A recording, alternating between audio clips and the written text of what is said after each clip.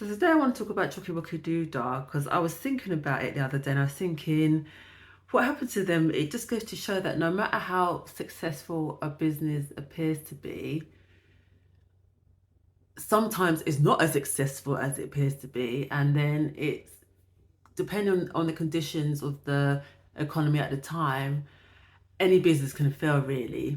So Choccywoccydoodah was founded in 1994 by, they know the two Christines, Christine Garrett and Christine Taylor.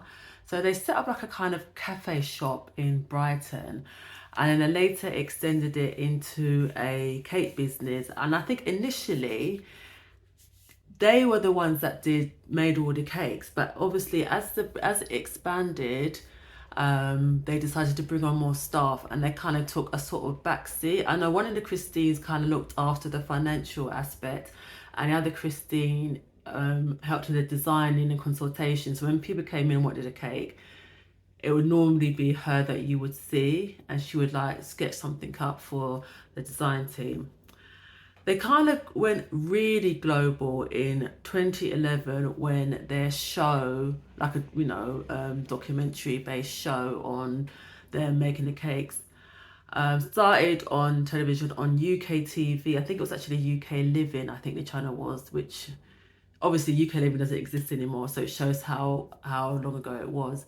And I remember, obviously at the time I was a baker, and I remember thinking, sort of going through the channel thinking, oh, what's this? And then I became completely addicted because it was just so like magical to see the design process and then how it came to life. And I was just kind of in awe of the artistry of the cake decorators, and the cakes that they produced were amazing.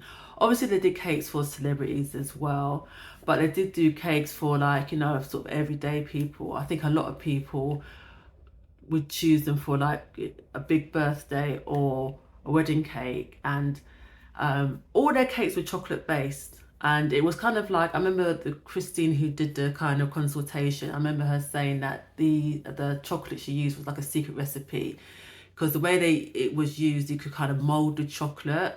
But I don't think it was just like an everyday standing mold of chocolate. It was their own kind of recipe that they had. But one thing I always noticed with the actual cake, as in the cake before it got decorated, it always looked a bit burnt.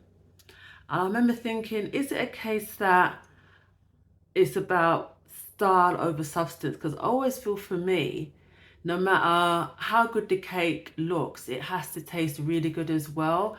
And the cake always looked a bit burnt to me, and I was like, so are you kind of skimping on the cake bit and just putting everything in the decoration? I always thought that.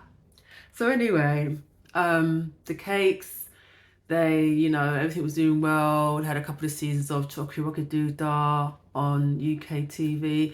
And in 2012, they actually opened a shop in Carnaby Street in London, which I don't know how I missed that, because I didn't realise they'd opened a branch that early. I knew they eventually did have a branch in London, but I didn't realise they had one that early.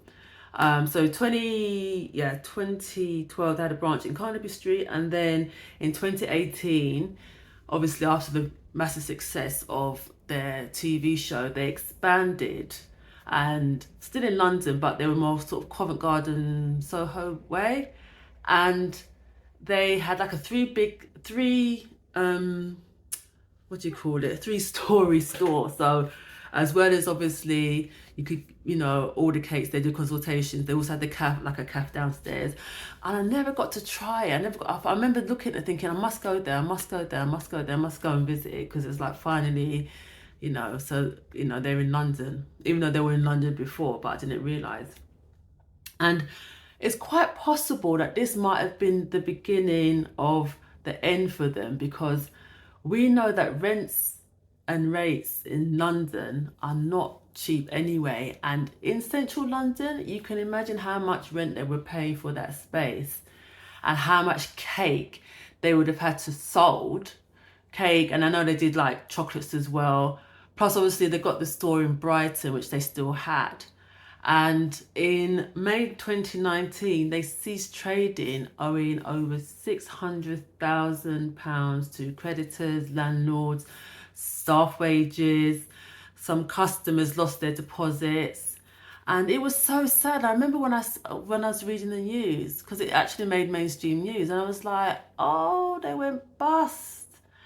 And I think it just goes to show that no matter how well a company may be doing, you just don't know what's around the corner.